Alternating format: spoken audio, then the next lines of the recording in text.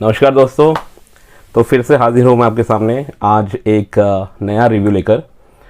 डोगा की रक्त कथा श्रृंखला का दूसरा भाग मेरी सोनू मार्केट में आ चुका है और जो इसका पहला भाग था कचरा पेटी वो लगभग 4 महीने पहले रिलीज़ हुआ था। उसका रिव्यू आप मेरे चैनल के रिव्यू सेक्शन में जाके भी देख सकते हैं। थोड़ा just to refresh your memory a little.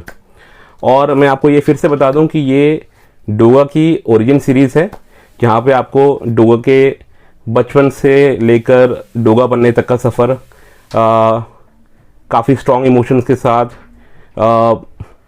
काफ़ी अनछुए पहलुओं के साथ देखने को मिलेगा। और मैं आपको यहाँ पे एक इंटरेस्टिंग बात ये भी बता दूं कि इस ओरिजिन स्टोरी का जो नींव डाली गई थी, जो नींव पड़ी आउटरादर से, वो 15 साल पहले राज कॉमिक्स की वेबसाइट पे किसी एक फोरम पे ही पड़ी जहाँ पे बैड बॉय नाम से एक कोई यूज़र था। उसने ये चीज़ प्रपोज करी और संजय सर से बातचीत के दौरान मुझे पता लगा कि इस तरह से इसका कुछ विचार आया था और वो संजय सर को उस टाइम माइंड में था। तो इतने सालों बाद अब जबकि हमारे पास बाकी सुपर हीरोज़ की भी सक्सेसफुल ओरिजिन स्टोरीज़ हैं जैसे कि नागराज की खजाना एंड देन लेटर ऑन नरकनाशक जो सीरीज़ थी, और वहीं पे ध्रुव की खूनी खानदान सीरीज़ और जो बालचरित सीरीज़ है जो कि बहुत ही पॉपुलर हुई थी।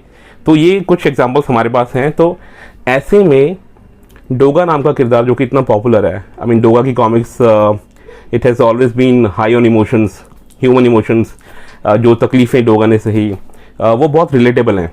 तो इतना पॉपुलर किरदार है, उसकी स्टोरी की मतलब उसकी ओरिजिन स्टोरी को खंगालना, उसको एक्सप्लोर करना तो बनता ही था। तो इसीलिए ये कॉमिक्स आपके सामने है। आज हम बात करेंगे फ़िलहाल मेरी सोनू कॉमिक्स की। तो मैं आपको बता दूं कि डोगा की लाइफ में, खासकर बचपन में जो कि उसके फॉर्मेटिव ईयर्स से, जब वो खैर हल्कान सिंह ने इसकी परवरिश करी तो ये तो जग जाहिर है। डाकू हल्कान सिंह ने उसको एक कूड़े के ढेर से उठाया था अपनी जान बचाने के लिए, when he was escaping from the local police.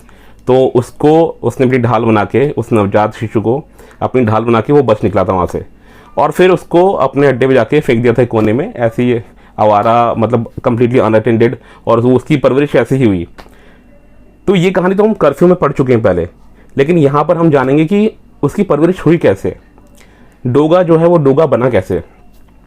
और ये वो बात है, मतलब आप ये मानिए कि जब वो छोटा था तो दो जो ऐसे इंपॉर्टेंट पर्सनालिटीज थी जिनका डोगा के जीवन में बहुत असर रहा, वो था एक डाकू हल्कान सिंह और एक थी सोनू। एक सोनू नाम की एक छोटी सी बच्ची थी जो कि एक कैप्टिव के तौर पर डाकू हल्कान सिंह के अड्डे पे आई थी, एक मासूम सी बच्ची जिसको किडनैप किया गया था फिरौती के लालच में। और बाद में उसी का बाप, जो कि उसका सौतेला बाप होता है, वो डाकू हल्कान सिंह को फिरौती देता है उसको बचाने की नहीं, उसको मार डालने की। तो जब सूरज को ये पता लगता है तो वो उसको अड्डे से, डाकू हल्कान सिंह अड्डे से ले उड़ता है उस छोटी सी बच्ची को। तो यहाँ पे गौर करने वाली बात ये थी कि डाकू हल्कान सिंह ने जहाँ अपने बुरे बर्ताव से और खूंखार रवैये से डोगा के दिल में नफरत भर दी, निर्ममता भर दी, क्योंकि काफ़ी क्रूर कारनामे उसने किए डोगा के सामने अपने अड्डे पे, किसी को लील देना, किसी को मार डालना, और खून खराबा तो बहुत आम बात थी उन दिनों। तो बचपन से ही जिस बच्चे ने खून खराबा देखा हो तो वो तो कठोर हो ही जाएगा।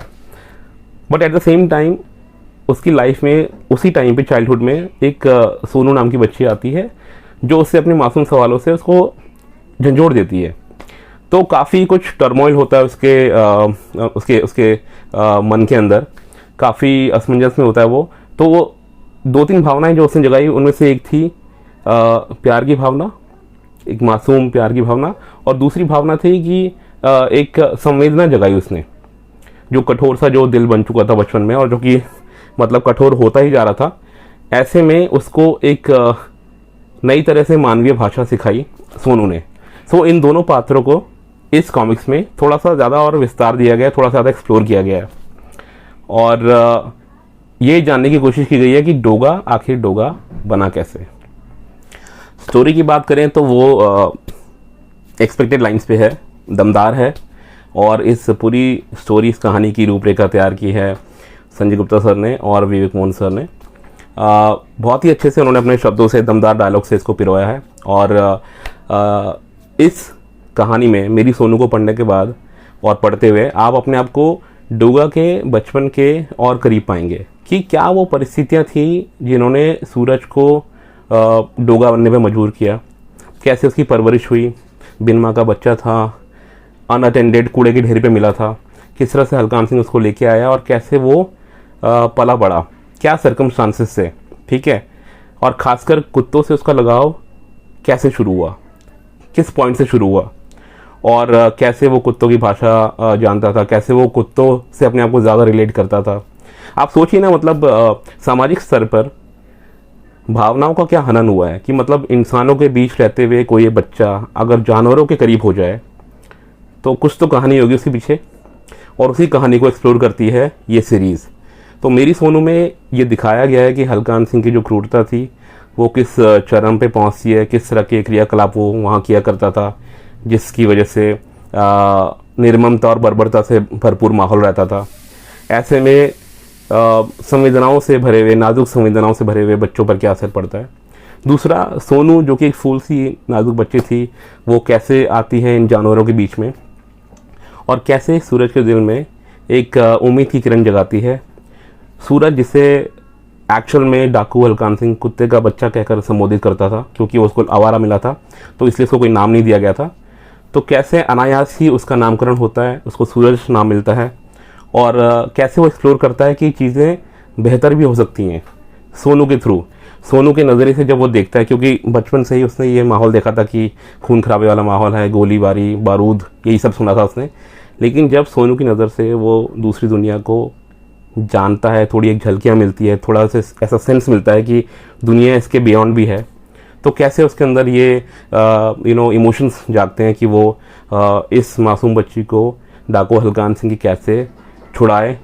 आर्ट वर्क की जहाँ तक हम बात करें तो बहुत ही अच्छा आर्ट वर्क बन पड़ा है दोस्तों। ये बात तो मतलब जग जाहिर है, और I think will have a clear majority अगर हम इस पर वोटिंग करवाएं कि मनु जी का बनाया हुआ डोगा वो डोगा था जो जिसे काफ़ी सराहा गया, जिसे काफ़ी पसंद किया गया, और वही इमेज हमारे माइंड में आज तक है। वो एक सुडौल 6-6.5 फीट का डोगा काफ़ी इम्पोजिंग पर्सनैलिटी के साथ जब दुश्मनों का सामना करता है तो और जब एक्शन करता है, मतलब वो एक कंप्लीट हीरो वाला लुक उसमें आता था जिससे हम सभी मॉडर्न डे ऑडियंस रिलेट करते थे। मनु जी का जो वो आर्ट था उसी की एक झलक हमको यहाँ देखने को मिलती है दिलदीप सिंह द्वारा। अब दिलदीप सिंह जी ने आर्टवर्क इसका बनाया है, और मैं आपको साफ बता दूं ये ऑलरेडी काफ़ी कम्युनिकेट हो चुका है। कचरा पेटी में जब हमने आर्टवर्क देखा था वो काफ़ी सराहा गया था, काफ़ी पसंद किया गया था, और काफ़ी लोगों ने एक मत होकर ये राय भी बनाई थी कि दिलदीप सिंह जो है सही मायने में मनु जी के उत्तराधिकारी नज़र आते हैं। मतलब अगर हम आर्टवर्क की बात करें तो वही चीज़ें जहन में आती है, मनु जी का आर्टवर्क ही जहन में आता है जो कि हम काफ़ी पसंद करते हैं, और उसी का एक कंटिन्यूशन देखने को मिलता है हमें यहाँ भी। दिलदीप सिंह जी के आर्टवर्क की क्या तारीफ़ करनी, मतलब ये जो मैंने कंपैरिजन ड्रॉ किया है वो अपने आप में काफ़ी बड़ा कॉम्प्लीमेंट है, और ये बात दिलदीप भाई भी मानेंगे अगर वो इसको सुन रहे हैं तो। इनको सोशल मीडिया पर काफ़ी बार मैं दिलदीप के बदले दिलजीत नाम से भी संबोधित कर चुका हूँ, और वो एक डेलिब्रेट अटेम्प्ट था, क्योंकि ये दिलदीप भाई अपने आर्ट से हम लोगों का मतलब दिल जीत लेते हैं। तो मैंने कहा आपका नाम दिलदीप के बदले it should be rather it should be Diljit instead of Dildeep. So बहुत ही बेहतरीन आर्टवर्क है उनका, और आप बिल्कुल अप्रिशिएट करेंगे उसको जब देखेंगे तो। It's a treat for eyes, मतलब आप पेजेस देखेंगे तो फिर पलटते पुलटते ही रहेंगे। और कॉमिक्स पढ़ने के दौरान जो भी मेरे कुछ एक ऑब्जर्वेशंस रहे वो मैं आपके साथ क्विकली शेयर कर लूँ, मे बी आपको शायद आपके बाइंग डिसीजन में वो हेल्प करे। नंबर 1, डायलॉग्स बहुत ही दमदार हैं, और काफ़ी फ्रेम्स ऐसे हैं कॉमिक्स में जिनको यथावत रखा गया है। यथावत इन अ सेंस कि उसकी ओरिजिनलिटी को रिटेन करा हुआ है। जैसे कि आपने कर्फ्यू कॉमिक्स जो कि इसकी फर्स्ट कॉमिक्स थी, वहाँ पे थोड़े बहुत डोगा के ओरिजिन से जुड़े हुए सीन्स से कुछ हल्की फुल्की झलकियाँ थी जिनको विस्तार तो नहीं मिला because since it was the first comics, तो उसी को अब विस्तार दिया गया, लेकिन जो कुछ एक आइकॉनिक फ्रेम्स थे उनको रिटेन किया गया है, और उसको आप ये भी बोल सकते हैं कि दिलदीप जी ने उसको रिक्रिएट किया है ताकि वो ओरिजिनलिटी बनी रहे। तो आइडिया ये है कि आपका नॉस्टैल्जिक वैल्यू भी इंटैक्ट रहे, और उन्हीं फ्रेम्स पे वापस आके फिर वहीं से आप उस कहानी का, उन पर्टिकुलर एपिसोड्स का, जो छोटे छोटे एपिसोड्स हैं, उनका विस्तार भी आप देख पाएँ। नंबर 2, इसको अब मतलब आपके ऊपर डिपेंड करता है कि आप इसको किस तरह से लेते हैं। कहानी की जो लेंथ है वो एक चिंता का विषय हो सकती है, और वो बहुत ही पॉजिटिव सेंस में कह रहा हूँ मैं। वो ऐसे कि दिलदीप सिंह का जो इम्प्रेसिव आर्ट वर्क है, प्लस जो संजय सर और विवेक सर का जो मतलब उसमें जो उसकी कहानी है, वो आपको बहुत फास्ट पेस तरीके से आगे लेके जाती है। मतलब once you settle down to read it, आप बस पेजेस पलटते आते हैं, और उसका खूबसूरत आर्ट वर्क और कहानी की जो मतलब एक डायलॉग्स की जो पेस होती है, आप उसमें इतना खो जाते हैं कि आप फटाफट से पेजेस ख़त्म कर देते हैं और अपने आप को पाते हैं कॉमिक्स के, मतलब इसका जो आगामी अंक है उसका ऐड पढ़ते हुए। तो आपको पता ही नहीं चलता कि कॉमिक्स कब खत्म हो गई और कब आप एड्स को निहार रहे हो at the end of the pages. तो वो एक चीज़ है जो आपको मे बी थोड़ा सा बॉदर कर सकती है। अब ये जो सेकंड पॉइंट मैंने आपको बताया, उसी के कंसर्न में आपको मैं बता दूं कि संजय सर ने उस कंसर्न को भी एड्रेस किया है। एक इंट्रोडक्टरी नोट होता है उनकी हर एक नई कॉमिक्स में, तो उसमें उन्होंने मेंशन किया है कि ये कॉमिक्स एक्चुअल में 5 पार्ट्स की है, और जो चौथा और 5वां पार्ट है वो भी पूरे लिखे जा चुके हैं, और वो 48 पेज के बन के उभरे हुए हैं। सो मुझे लगता है कहीं ना कहीं उनको भी ये मतलब जो रीडर वर्ग है, जो हम लोग पाठक वर्ग है, जो हमारा जो कंसर्न है कि 28 पेज की स्टोरी है, बहुत जल्दी ख़त्म हो जाती है, पढ़ने में मज़ा आता है लेकिन स्टोरी लाइन बहुत जल्दी फिनिश हो जाती है, तो वो भी इस बात से वाकिफ़ हैं कि रीडर्स को एक्शन मांगता है।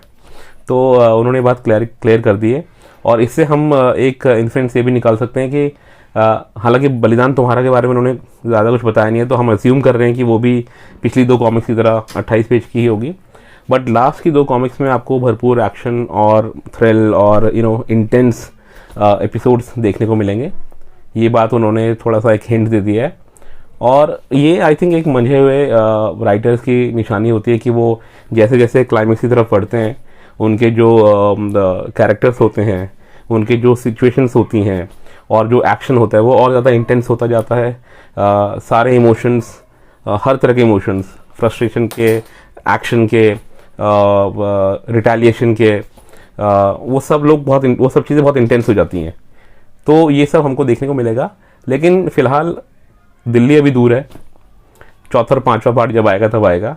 अभी हम लोग 3rd पार्ट का ही वेट करते हैं, बलिदान तुम्हारा, जो कि इसका नेक्स्ट इंस्टॉलमेंट होगी। तो let's wait for that comics, और तब तक आप ये सेकंड कॉमिक्स को एंजॉय करें इस सीरीज़ की, बहुत मज़ा आएगा।